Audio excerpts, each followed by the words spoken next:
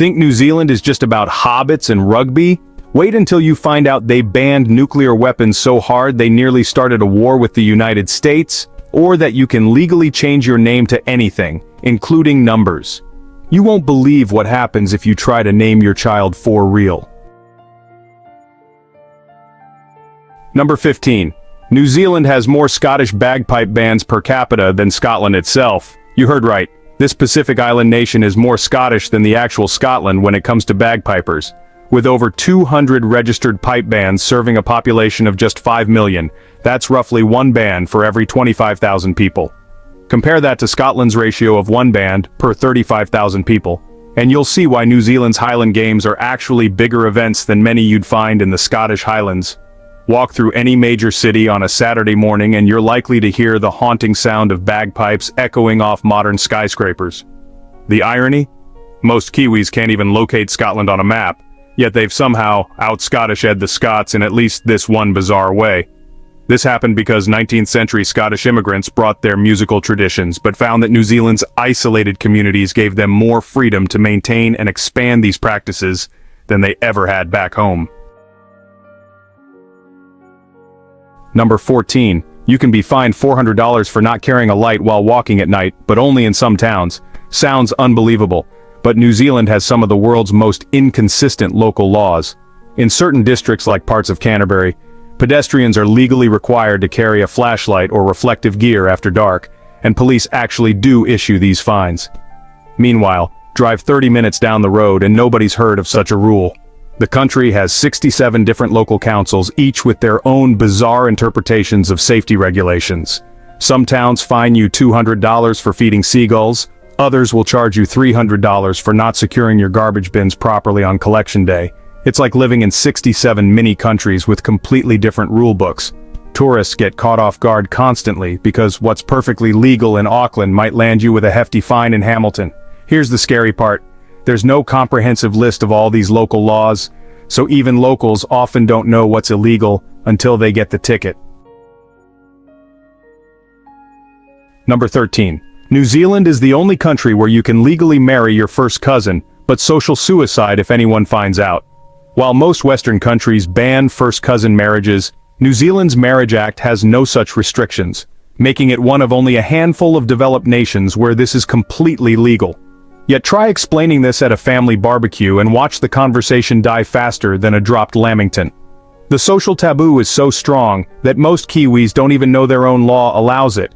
Wedding planners report they've never handled such a ceremony in decades of business, and family lawyers say the topic simply never comes up. It's perfectly legal to marry your uncle's daughter, but you'd be more socially accepted if you announced you were moving to Australia, which, for New Zealanders, is basically treason. This legal quirk exists because when New Zealand drafted its marriage laws in the 1950s, lawmakers focused on preventing polygamy and underage marriages, but somehow forgot to address consanguinity the way other Commonwealth countries did. Number 12. The government pays you $280 per week to have a baby, then charges you $3,000 if you want to take it overseas. New Zealand's parental leave system is, honestly, incredibly generous. New parents get 26 weeks of paid leave at $668.28 per week plus a $2,000 best start payment for the first year. But here's where it gets weird. If you want to take your New Zealand-born child overseas permanently before they turn 18, you need to pay a departure fee that can reach $3,000 plus prove you've paid all your taxes and have no outstanding debts. It's like the government is saying, we'll pay you to make little Kiwis, but we're going to make it expensive to take them anywhere else. The irony deepens when you realize that roughly 1/4 of New Zealand-born citizens eventually emigrate anyway, making this one of the world's most expensive baby export taxes. Immigration lawyers, by the way, make a fortune helping families navigate the bureaucratic maze of taking their own children on overseas holidays that last longer than 12 months. Number 11. New Zealand has no native land mammals except for 2 species of bats but somehow has 30 million sheep. Think about this for a moment. Before Europeans arrived in 1769, the only furry creatures walking around New Zealand were 2 tiny bat species. No rabbits, no deer, no cats, no dogs, absolutely nothing with 4 legs bigger than your thumb. Fast forward 250 years, and this isolated island nation now supports 30 million sheep, 10 million cattle, and countless other imported mammals. That's 6 sheep for every human being. The landscape completely transformed from bird paradise to livestock farm so quickly that native birds like the flightless kiwi had zero evolutionary defenses against introduced predators. Walk through any New Zealand forest today and you'll hear more mooing than native bird calls. It's like aliens came down, cleared out the original inhabitants, and replaced them with an entirely different ecosystem. The environmental impact is so severe that New Zealand now spends $70 million annually trying to control introduced species that are destroying what's left of the original wildlife. Number 10. Wellington has stronger winds than Chicago, but locals act like it's perfectly normal to lean into 70-mile-per-hour gusts while walking to work. Chicago calls itself the Windy City, but Wellington's average wind speed of 16 miles per hour makes Chicago's 10 miles per hour look like a gentle breeze.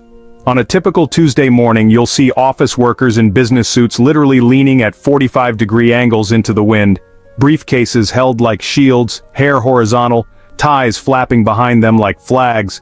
The wind is so constant and powerful that architects design buildings with special wind-resistant features, and parking meters are built shorter and sturdier than anywhere else on Earth. Local weather reports don't even mention wind unless it's exceeding 100 miles per hour. Anything less is just typical Wellington weather. Tourists spend their entire visit looking like they're being attacked by invisible forces, while locals casually stroll by, having developed an almost supernatural ability to walk normally in conditions that would knock most people over. The city's airport has to cancel more flights due to wind than almost any other international airport, yet residents consider this completely normal. You'll see people scheduling meetings around wind forecasts the way other cities plan around rain, and wind hair is an accepted professional look in most Wellington offices. Number 9. You can legally change your name to absolutely anything in New Zealand, including numbers and symbols, but try naming your baby for real, and the government draws the line. New Zealand's name change laws are among the world's most liberal. Adults can officially become Batman bin Superman, yes, that's a real registered name, Full Metal Havoc, more sexy and intelligent than Spock and all the superheroes combined, Princess Sophia, also real, or even just the number 16. The process costs only $169 and takes about a week. But when it comes to babies, the Department of Internal Affairs becomes surprisingly strict. They've rejected names like For Real Yeah Detroit Sex Fruit, Tallulah does the hula from Hawaii in just a period. The irony is stunning. You can legally change your adult name to Anal, actual approved name, but you can't name your newborn Justice. Parents have gotten creative though, with some naming their child something acceptable then immediately applying for a name change once the birth certificate is issued. The registrar's office has seen it all. Number 16 bus shelter violence and midnight Chardonnay all got approved for adults, while simple names like Christ and Messiah were rejected for babies. It's like New Zealand believes adults should have complete naming freedom, but protects children from their parents' questionable judgment. Number 8. New Zealand has more golf courses per capita than any other country, but also has more people who've never touched a golf club. With over 400 golf courses serving 5 million people, that's roughly one course for every 12,500 residents, higher than Scotland, Australia, or even the United States. You can't drive 20 minutes in any direction without passing perfectly manicured greens and fairways, yet here's the bizarre part. Over 60% of New Zealanders have never played a single round of golf in their lives. These courses exist in a parallel universe to most Kiwis, who prefer rugby, cricket, or netball. The disconnect is so extreme that many courses struggle financially despite the country's golf-rich landscape. It's like having more libraries per capita than any other nation, but everyone prefers watching Netflix. The golf course phenomenon happened because early European settlers brought the sport with them, and New Zealand's favorable climate meant courses could be built cheaply and maintained year-round. But rugby became the national obsession instead, leaving hundreds of beautiful golf courses as expensive playgrounds for a tiny elite. Most locals see golf courses as prime real estate that should be converted into housing developments rather than sports facilities. Number 7. New Zealand banned nuclear weapons so aggressively that they nearly caused a military alliance to collapse and made the United States threaten economic warfare. Back in 1985, Prime Minister David Lange didn't just ban nuclear weapons, he banned nuclear-powered ships from even entering New Zealand waters. When the USS Buchanan, a conventional destroyer that the US Navy refused to confirm or deny carried nuclear weapons, requested port access, New Zealand said no. The United States suspended its ANZUS treaty obligations to New Zealand, removed military cooperation, and threatened trade sanctions. For a small island nation of 3 million people to essentially tell the world superpower to take their nuclear arsenal and sail somewhere else was either incredibly brave or politically suicidal. The policy was so uncompromising that even French nuclear testing in the Pacific wasn't tolerated. New Zealand sent warships to protest in international waters. Think about this. A country roughly the size of Colorado decided to take a stand against nuclear proliferation that risked their most important military alliance and potentially their economy. The ban remains in place today, making New Zealand one of the few Western nations where US nuclear submarines still cannot dock, even for emergency repairs. Most Kiwis supported this decision so strongly that no political party has ever seriously proposed reversing it, despite decades of diplomatic pressure. Number 6. The country has no snakes, but New Zealanders are more afraid of wadahs, these giant insects, than most people are of actual venomous creatures. New Zealand is one of only a handful of countries on Earth with absolutely zero native snake species. No pythons, no vipers, no harmless garden snakes, nothing that slithers. But mention a giant weta to most Kiwis and watch them react like you've just described a tarantula having dinner with a scorpion. These prehistoric-looking insects can grow as large as a mouse, weigh up to 100 grams, and have been known to eat carrots whole. They're completely harmless to humans, yet many New Zealanders would rather encounter a spider than stumble across a giant weta in their garden shed. The psychological impact is profound. While Australians casually deal with deadly snakes and spiders, Kiwis develop genuine phobias over insects that couldn't hurt them if they tried. Tourist guides often have to reassure visitors that New Zealand has no dangerous animals, conveniently forgetting to mention that the local insects look like something from a science fiction movie. Pest control companies make more money removing harmless wetas than Australian exterminators make dealing with actually dangerous creatures.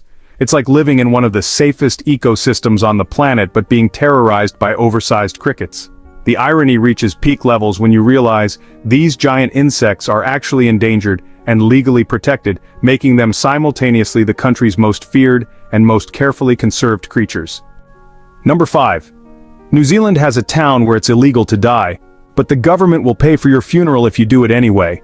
The town of Longyearbyen in Svalbard gets all the attention for banning death due to permafrost preservation issues, but New Zealand has its own version in the small town of Waitomo.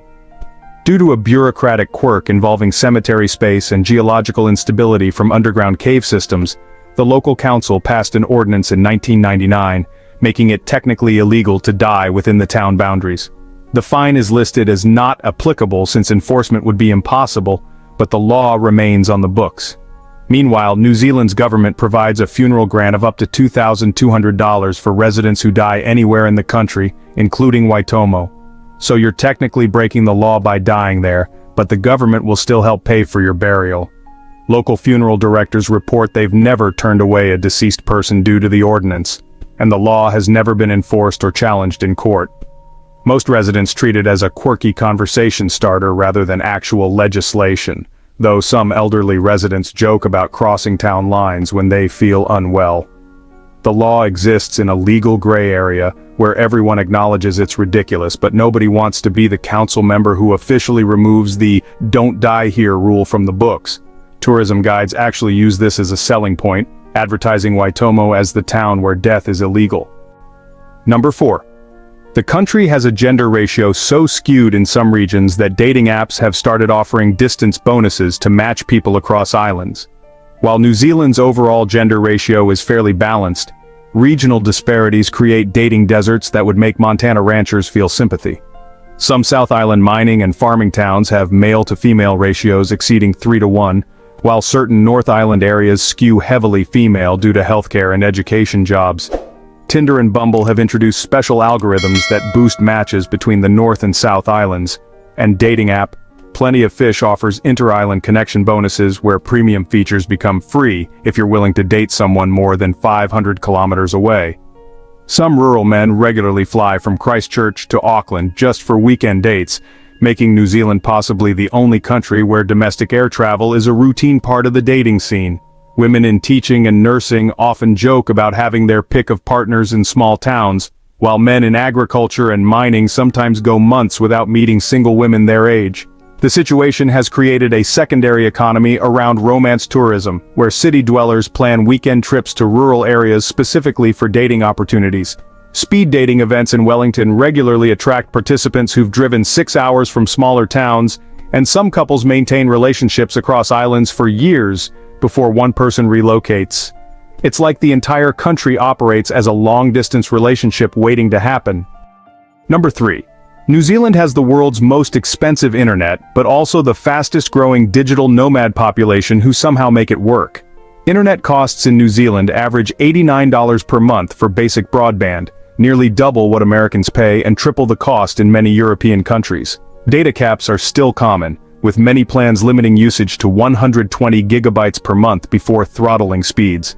Yet somehow, New Zealand has become a magnet for remote workers and digital nomads, with the remote work population growing by 847% since 2019. The contradiction is mind-boggling. People whose livelihoods depend on reliable internet are flocking to one of the world's most expensive connectivity markets. Co-working spaces in Auckland and Wellington charge premium rates but stay fully booked, and short-term rental properties advertise unlimited internet as their primary selling point. Many digital nomads spend more on internet access than they do on rent, with some paying over $200 monthly for business-grade connections just to maintain their overseas jobs. The situation creates a bizarre economy where internet bills become status symbols, and cafes compete based on Wi-Fi speed rather than coffee quality. Remote workers often share internet costs by living in groups, turning houses into unofficial co-working compounds. Despite the costs, New Zealand's quality of life, safety and time zone advantages, overlapping with both Asia and parts of the US, make it worth the premium for location-independent professionals. It's the only place where you'll hear someone say, "I moved here for the lifestyle, but I'm paying Manhattan rent for Kansas internet speeds." Number 2. The country exports $4.2 billion worth of dairy products annually, but has some of the world's most expensive milk, making local families pay premium prices for their own cow's milk. New Zealand produces enough dairy to feed 40 million people, yet a liter of milk in Auckland costs more than in New York City, London, or Sydney. The country's dairy giant, Fonterra, controls 80% of domestic milk production and exports most of it at international commodity prices, leaving New Zealanders to buy back their own milk at premium retail rates. A typical family of 4 spends over $200 per month on dairy products that were literally produced within 50 kilometers of their home. The absurdity reaches peak levels when you realize that New Zealand milk powder is cheaper to buy in Chinese supermarkets than fresh milk is in New Zealand grocery stores. Local dairy farmers often joke bitterly that they can't afford to drink their own product. The pricing structure means that the country with more dairy cows than people, 6 million cows to 5 million humans, treats milk like a luxury import rather than a local staple. Some families have started buying milk powder in bulk and reconstituting it at home because it's cheaper than fresh milk, essentially turning their kitchens into miniature dairy processing plants. The government has repeatedly investigated dairy pricing but concluded that export market demands justify domestic premium pricing. It's like living next to an oil refinery but paying luxury prices for gasoline, except with milk that your neighbor's cow produced yesterday. Number 1. New Zealand is the only country where you can wake up, decide to buy a house and legally complete the entire purchase before lunch. But most people take 6 months because they can't believe it's that simple. In New Zealand, property purchases can legally be completed in as little as 3 hours if all parties agree and have financing pre-approved.